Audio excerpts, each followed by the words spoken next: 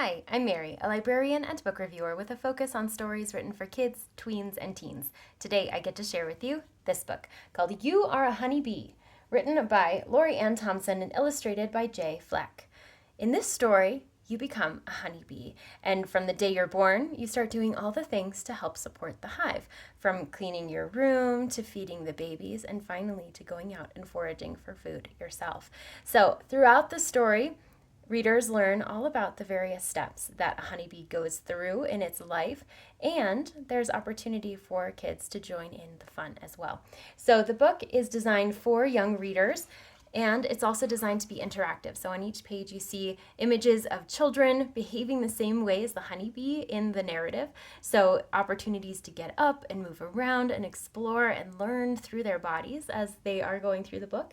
There's also not a huge amount of text, so really accessible to those older toddlers and preschoolers, especially as they're learning about bees and the importance of bees in the community.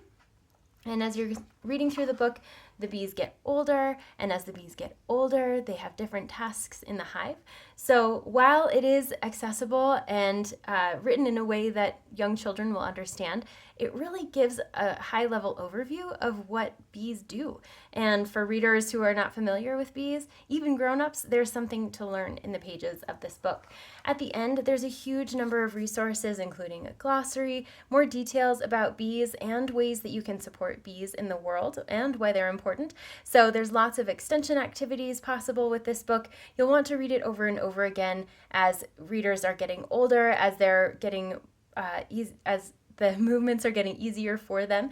And as we know, gross motor movement leads to fine motor movement and helps with writing, proprioception, their awareness of bodies and space.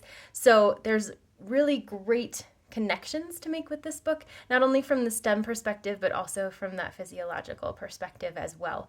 So while this is a great story on its face for learning and for growing for humans, it also is a way to encourage that love of community and the importance of honeybees to life as we know it.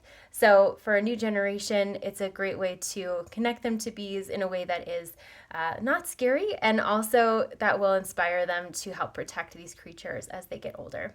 If this sounds like a great fit for you or for someone you know, I hope you look for it wherever you get your books.